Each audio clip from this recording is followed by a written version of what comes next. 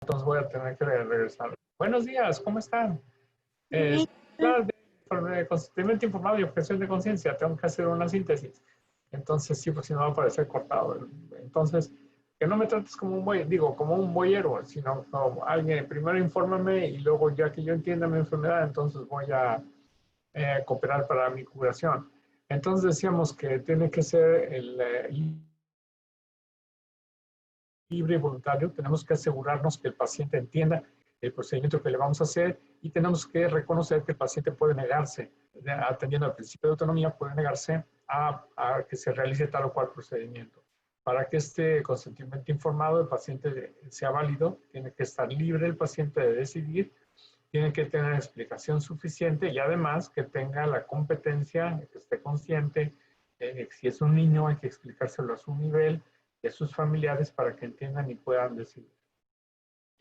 Está escrito en la Ley General de Salud, aquí está la norma del expediente clínico. En la norma del expediente clínico, esta es la norma que ustedes deben de saber en dónde está y se refiere a este conjunto de escritos que tiene que ver con cualquier procedimiento médico que se vaya a hacer, que ya sea de tratamiento o de investigación. Fíjense, también tiene que ver con la investigación. Los pacientes, dice, tienen derecho a ser informados, tienen que adecuarse a las condiciones culturales, redundando en lo mismo. ¿Y cuáles son los objetivos? Pues dar cumplimiento, advertir al paciente de los riesgos. Esto beneficia al paciente. Esto beneficia también a los médicos en el sentido de que nos da un respaldo para hacer todo aquel proceso que sabemos que se debe de hacer. Este deber hacer médico se conoce como lex artis.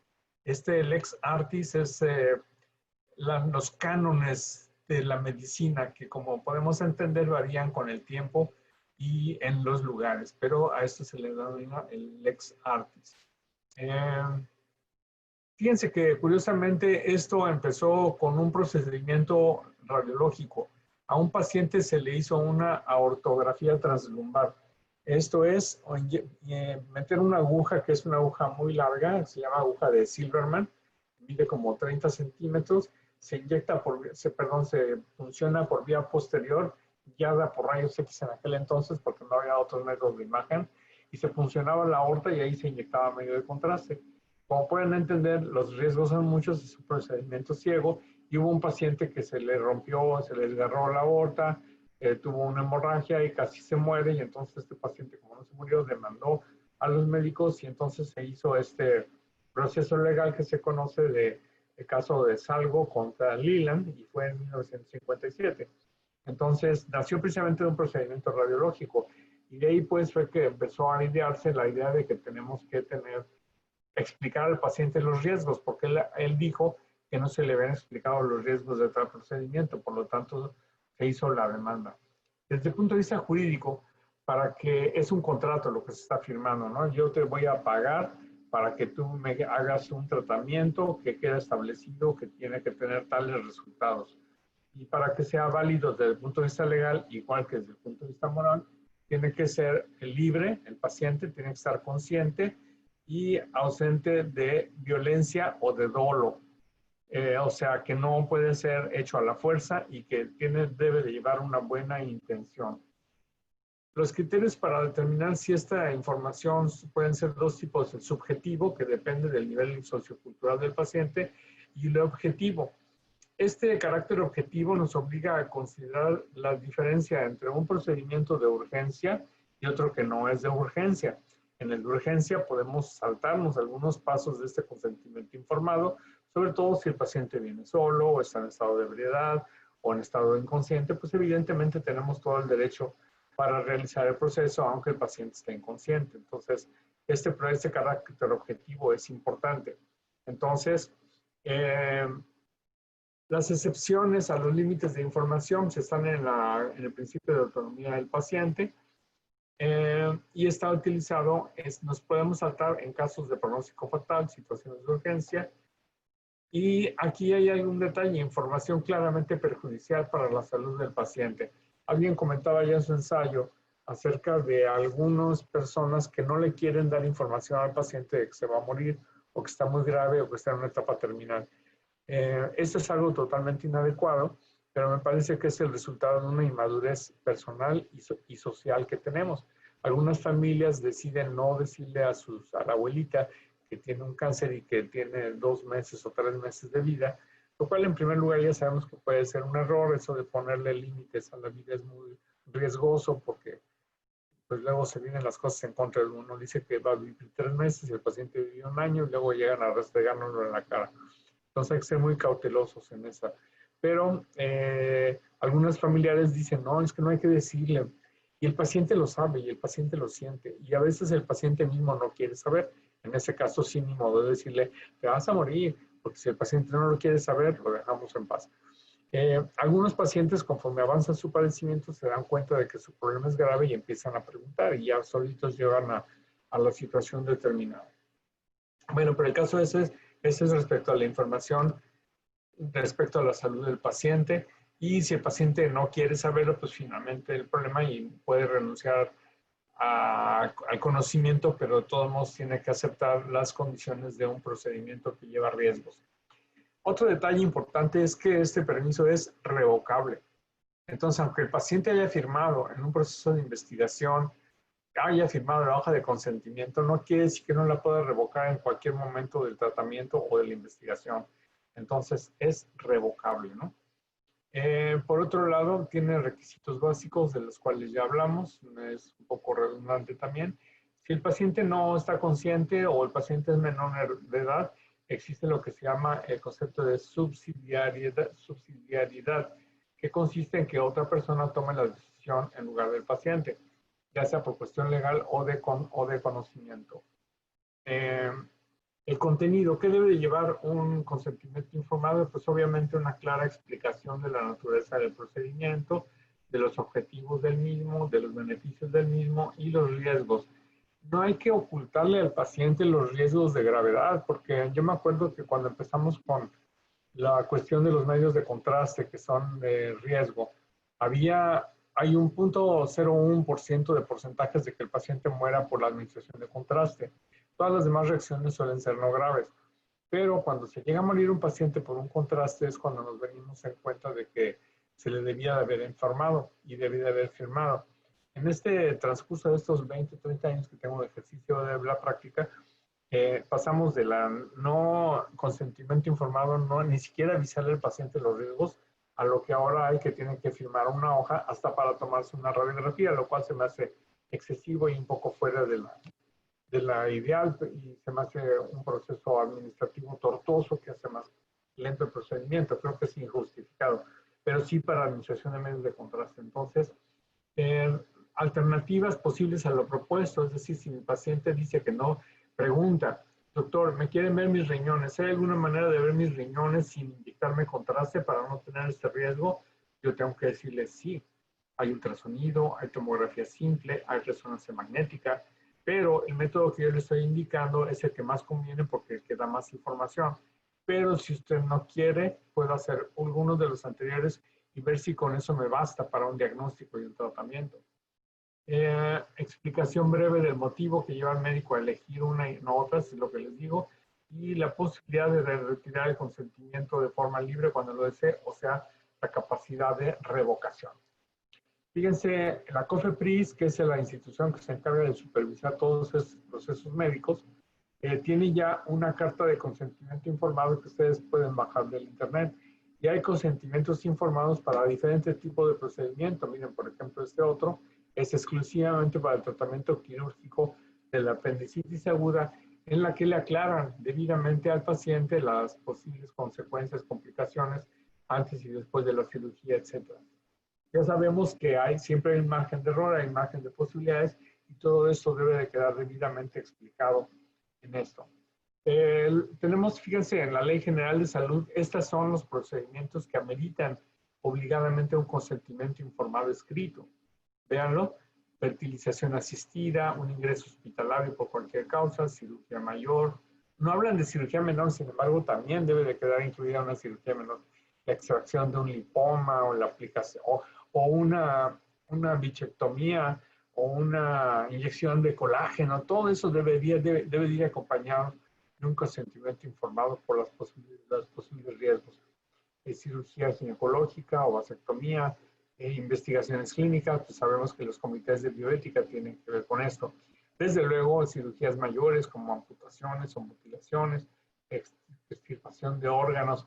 Por ejemplo, aquí les puedo plantear un caso que sucedió en Iztecali a un compañero que entró a una cesárea y se encontró una placenta acreta. Esto de las placentas acretas es cuando una placenta está muy adherida al útero y no es posible separarla. Y entonces se produce un sangrado que puede llevar a la muerte al paciente. Y entonces, ¿qué pasó? Pues que la paciente tuvo muchísimo sangrado, era primigesta, y entonces dijo, bueno, le tengo que quitar el útero, pero como es joven y es su primer embarazo, pues no tengo su autorización y yo me puedo meter en un problema cuando despierte la paciente. Entonces buscan al marido. Entonces salieron a buscar al marido y resulta que el marido no estaba a la mano, no estaba disponible. Entonces el gineco tuvo que tomar la determinación y hacer una histerectomía en bloque. Se murió el bebé, la paciente se quedó sin útero y obviamente despierta la paciente y le dicen, ¿sabe qué? No baby, no útero, bye bye, embarazos. Entonces imagínense la reacción moral y imagínense la posible reacción legal. Y entonces viene todo el proceso legal de demandar al médico para ver si fue una falta de pericia. Entonces el médico va a decir, bueno, pero es que yo no sabía que tenía placenta acreta. Y entonces van a decir, oh, pero ¿qué no le hizo ningún ultrasonido antes? Oh, sí, tengo un ultrasonido, se lo hice yo. Ah, pues no vale, porque lo hizo usted. Ok, se lo mandé al radiólogo y el radiólogo me dijo que no tenía nada. Oh, my God. Entonces hay que ver qué radiólogo fue. Entonces vamos a revisar la interpretación y resulta que fue el doctor Cela.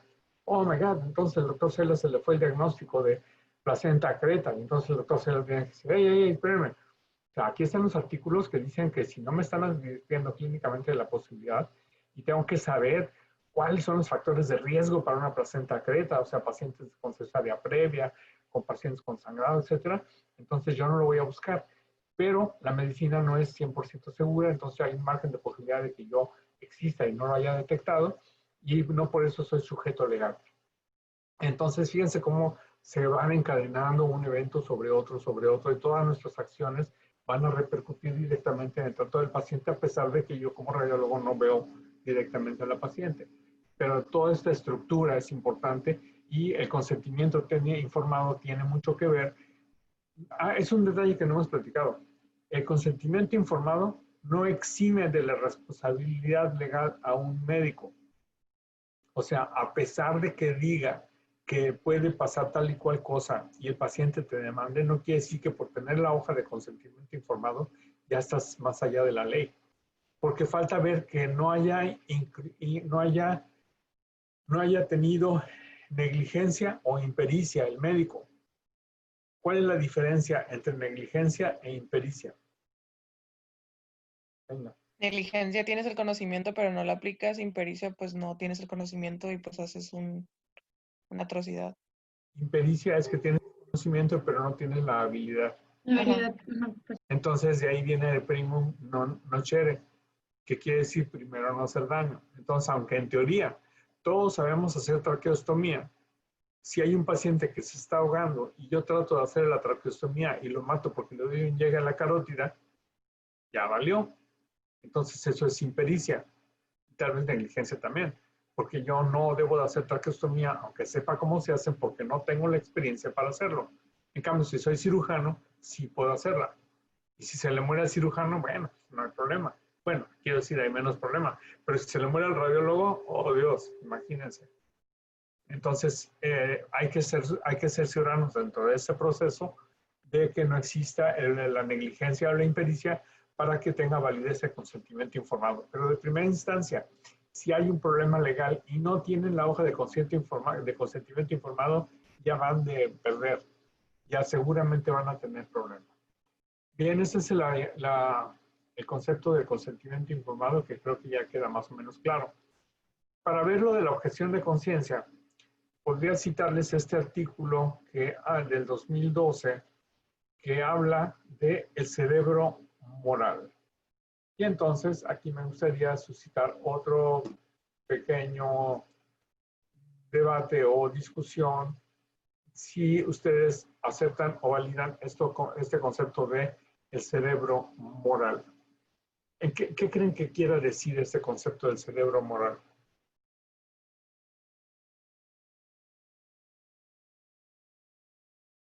Es decir, ¿hay moral en nuestro cerebro? Es decir, la moral ya la traemos como una norma. Hay regiones de nuestro cerebro que se dedican a tomar las decisiones morales. Por ejemplo, esas personas que se dedican a tomar juicios morales, ¿en qué los basan? Podríamos regresarnos un poco a la pregunta de si hay moral en la naturaleza. Ya hicimos esa consideración, ¿se acuerdan? ¿A qué conclusión llegamos? Que sí hay. Y que hablábamos que reaccionaban de acuerdo a lo que o sea, se sentía bien o se sentía mal. Que de hecho, lo que quería mencionar en ese momento, y ahorita me volví a acordar, es que habíamos hablado de las personas que no tenían propiamente una guía espiritual o una guía religiosa, que en sociedad y hacia sí mismos se basaban mucho en eso, en qué se sentía bien y qué se sentía mal, y que a partir de ahí formaban cierta parte su moral. Entonces, no sé si a lo que se refiere con esto es qué partes del cerebro se activan al sentir placer o no. Exacto. ¿Se acuerdan que hablábamos entonces que tenemos 3 cerebros? Un cerebro reptiliano, un cerebro sensual, en donde están las sensaciones, y un cerebro racional. Entonces, si ya conocemos esta división, ahora mi siguiente pregunta. ¿Ustedes creen que se pueda incidir médicamente en la moral de una persona?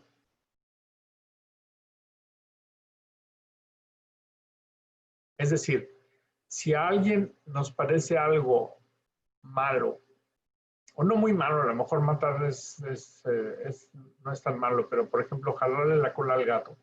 Ya sabemos que no es adecuado jalarle la cola al gato porque lo hacemos sufrir. No estamos divirtiendo, sabemos que eso es inmoral, eso está mal. Pero podríamos darle algún medicamento a alguna persona para que eso que considera malo lo considere como aceptable, tal vez.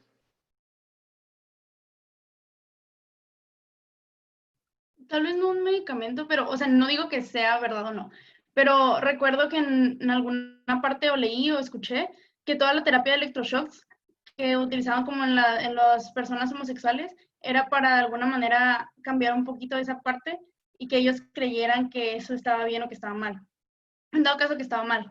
Entonces, no sé si vaya como por ese lado, de que si puedes afectar Puede a la ser, persona, no necesariamente un medicamento, no sé. puede ser. Ahorita vamos a ver lo del medicamento, pero cuando su computadora se les traba y se les congela, ¿qué hacen? La receta. Resetarla, la apago y la vuelvo a prender. Es lo que haría cualquier ingeniero que se dé por ingeniero. Cuando el ingeniero hace eso y no arranca la computadora, lo que te dice es que hay que cambiarla. Bueno, entonces los electrochoques querían funcionar como eso, como un reset. Y de hecho funcionan todavía en pacientes esquizofrénicos. Todavía se utilizan los electrochoques, nada más que no como lo ponen en las películas o como se usaban antes, sin sedación. Ahora se seda al paciente y una vez sedado o no sé si intubado, entonces ya le dan sus cargas y luego ya lo despiertan y resulta que la depresión mejoró o disminuyó. Entonces se siguen utilizando. Sí es una forma de reset. Pero, ¿cómo se comunican las amígdalas con nuestras regiones prefrontales? ¿Cómo se comunican? Por medio de neuroreceptores.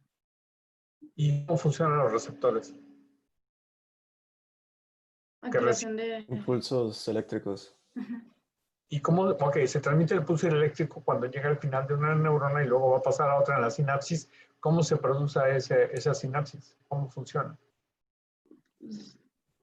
Por medio de los neurotransmisores que llegan de una neurona a otra. ¿Qué neurotransmisores? Pues serotonina, dopamina, noradrenalina, todos. Entonces, y oxitocina y todo ese rollo. Entonces, O los antidepresivos y todo eso. entonces ya sabemos que la oxitocina induce a la amabilidad, por decirlo de alguna manera. Ya sabemos que el desbalance en estas neurohormonas que acabas de mencionar tiene que ver con nuestro estado emocional. Entonces, si le damos medicamentos a una persona para producir este desbalance de un lugar a otro, podemos incidir en su percepción de la realidad. ¿Cierto o falso? Cierto. ¿Cierto?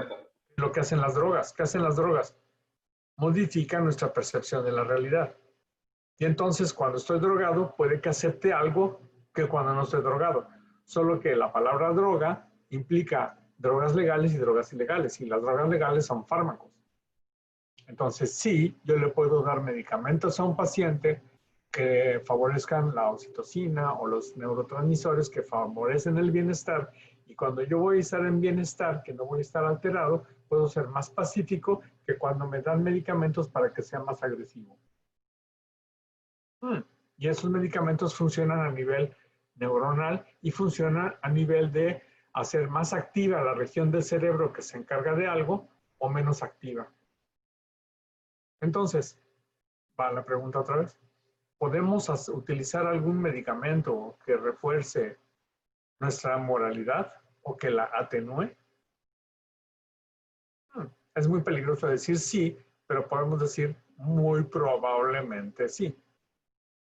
Y entonces estaría muy bueno que a todas las sesiones de la ONU les diéramos primero a los señores que van a entrar medicamentos con oxitocina para que llegaran más amigables. Y sería una forma de incidir en la moralidad de la gente.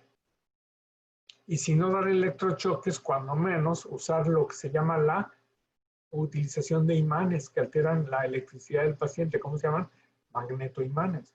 Magnetoterapia. Y si ustedes saben, ahorita ya los neurólogos utilizan unas paddles, unas paletas que tienen imanes y los aplican sobre diferentes partes del cuerpo para tratamiento de algunas alteraciones psicológicas o neurológicas. ¿Lo saben?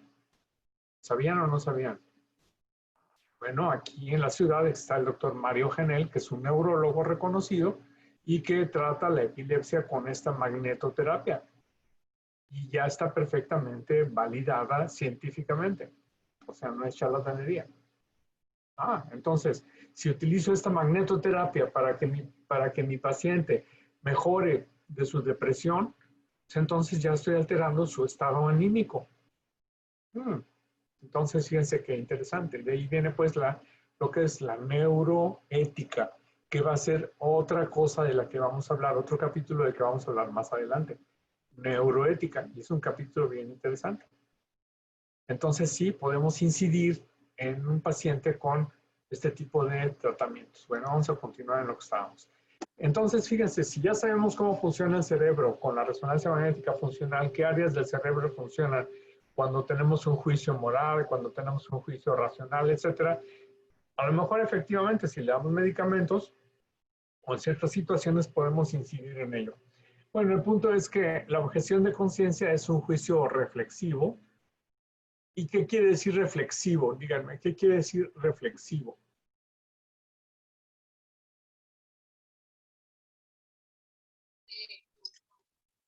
¿Estamos en ello? O sea, que internalizamos el pensamiento en lo que si hacerlo, ¿qué consecuencias de tener? O sea, ya sea si buenas o malas o algo así. ¿De acuerdo? Dígame otra palabra, de una sola palabra, que quiera decir lo mismo que reflexivo. ¿Razonado? Razonado, ¿otra? Analizar. Premeditado. ¿Cómo, Israel? Sí, analizar. Premeditado. Premeditado o meditado. ¿Y qué quiere decir la palabra reflexivo? Reflejar. Por ejemplo, yo me reflejo en un espejo. O sea, me estoy viendo a mí mismo gracias a un espejo, a una superficie que me refleja a mí mismo y me veo, hola, soy Gerardo Cela, soy yo. ¿Y quién soy yo? Pues el que toca la puerta. Entonces, cuando tocan la puerta y preguntan quién es, y uno dice yo, ese yo soy yo mismo, único e irrepetible. Entonces, una reflexión es algo que nos hace analizar qué es lo que estamos haciendo, qué es lo que creemos que está bien y está mal. Entonces, una objeción de conciencia es el rechazo al cumplimiento de una orden, pero una orden particular, por consideraciones opuestas a la visión desde el punto de vista ética, moral o religioso, con la idea de una persona.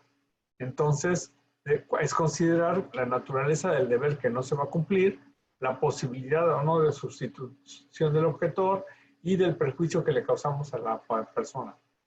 Aunque la objeción de conciencia originalmente salió del ejercicio del servicio militar, como pasó con Cassius Clay, que se negó a ir a matar gente para intereses personales, ahí empieza toda la pendiente resbaladiza de todo lo que es la objeción de conciencia y llega en un momento al grado de la medicina, y uno de ellos, de los eventos, es precisamente en los testigos de Jehová que tienen objeción de conciencia a la aplicación de sangre aunque el paciente se muera. Entonces ahí empieza. Hay un filósofo que falleció el año pasado, Dworkin, que distingue 3 tipos de objeción de conciencia. Uno basado en la intención de lo que se va a hacer, o sea, qué tan perjudicial puede ser. Otro basado en qué tan justa o injusta es la aplicación de la objeción de conciencia. Y el otro basado en la integridad, es decir, en las creencias personales de un individuo con las condiciones de que sea un individuo. Fíjense lo complejo que es este proceso de objeción de conciencia, de que posiblemente ustedes no tenían conciencia antes de que estudiáramos el tema. Fíjense que genera un conflicto que ya sabemos que va entre lo jurídico y lo moral, y tiene que ver entre el egocentrismo y el sociocentrismo en relación a la aplicación de la ley y a la libre expresión y los derechos que tiene el paciente. Las áreas más frecuentes en donde se suscita esta objeción de conciencia es en el aborto, pero hay otras áreas en las que puede pasar. Por ejemplo, hablamos del aborto y de los anticonceptivos, pero no hablamos de la píldora del día después, que de una manera también podría considerar, bueno, en realidad no es un abortivo, porque esta impide la implantación del cigoto o de la misma fecundación del cigoto, pero todas ellas entran dentro de los problemas que generan en la clonación terapéutica, en la renuncia a transfusiones, rechazo a ciertos tratamientos, etc. Aquí incide, desde luego, el derecho, el código médico, ético médico o deontológico, afecta el personal sanitario, pues en todos los que participan. Debe de ser compatible con el derecho de los pacientes, como siempre hablamos del choque del bien individual contra el derecho del médico, del objetor y del receptor de esa objeción. Y pues sin duda representa un problema moral que tiene repercusiones legales. Ya quedamos que tiene que ser un acto privado, individual, no violento y fiel a unos principios determinados. La regulación de esto, y tampoco lo hemos mencionado al momento, es la incidencia de los comités de ética médica o de bioética en los hospitales. Esto ya tendría que estar regulado en cualquier medio hospitalario. Antes de llegar al conflicto ya debería haberse analizado previamente y deben de constar en los códigos de ética de un hospital hospitalario. Debe de decir qué se permite y qué no se permite dentro de este marco o ángulo de vista de la objeción de conciencia. Dudas pendientes, si debe de haber una sanción al que objeta. Es decir, le van a decir, bueno, ok, te voy a aceptar que no lo hagas, pero tiene que haber una sanción porque no lo haces y tienes que tomarla y aceptarla. Por ejemplo, te voy a descansar una semana o te vamos a correr, etcétera. También debería estar previamente establecida. Insisto, debe ser personal, no puede ser institucional porque se convierte en una manifestación política. Finalmente, pues es el resumen de lo que es la objeción de conciencia, que siento que ya nos ha quedado bien claro. Para terminar, el siguiente tema es ética en trasplante de órganos y transfusión en testigos de Jehová. Para esto tenemos el libro de los pollitos, en el primer capítulo, el primer volumen, está el tema de trasplante de órganos y un artículo que les subí que se llama Testigos de Jehová de transfusión sanguínea. De hecho, hay un artículo que tiene en su material y uno que subí el día de ayer. La invitación es a ver 2 películas, solo que no sé si alguien pueda encontrar el link que nos ponga en la página para ver esta que se llama The Children Act, o no me acuerdo su nombre en español. Ayer encontré también un documental que se llama Hard to Believe, que también vale la pena investigar. Escojan cualquiera de los 2 y sobre eso me hacen su reporte. Si alguien encuentra los links para esto y los sube a la página, se los voy a agradecer. Entonces solo vamos a elegir uno de los dos para hacer la reflexión, pero el texto es de ambos. Una de las dos películas, o el video, o el documental, o la película. Si quieren ver las dos, no tengo problema. Pero, como siempre, me tienen que hacer un párrafo de la lectura, un párrafo de la película que escogieron y su comentario global. Ok, gracias. ¿Dudas, preguntas, chascarrillos, chamacos? ¿No? Pues sin duda, la filosofía y sus ramas, que incluyen la ética y la bioética. La filosofía, ¿qué es la filosofía? Una pregunta. Una pregunta que se responde con otra pregunta, que se responde con otra pregunta y así sucesivamente. En otras palabras, no siempre quedan las cosas bien claras y resueltas. Solo quedan temas a debate en la mesa de discusión, en las cuales cada vez nos vamos informando más y podemos tomar una decisión más consensuada y más racionalizada. Entonces, no siempre hay respuestas, siempre hay muchas preguntas, pero poco a poco vamos avanzando y vamos dejando cosas más concretas y mejor pensadas. Esa es la intención de las pláticas. Nos vemos entonces pasado mañana. Desde luego que pueden estar invitados a poner cualquier tipo de comentario que quieran en la página para seguir discutiendo como lo hizo Israel. O sea, se termina la clase, pero no se termina el debate, ¿de acuerdo? Ok, Muy bien. doctor. Nos vemos entonces pasado mañana. Pórtense bien, estudien mucho, porque a eso se dedican. Y cuídense, desde luego. Gracias, Ok, doctor. muchas Nos vemos el gracias. viernes. Doctor. Dice el Señor de los Cielos, porque estoy muy entrado para el Señor de los Cielos. Pórtense mal, pero cuídense bien. Gracias, doctor. Bye. Cuídese. Bye. Bye.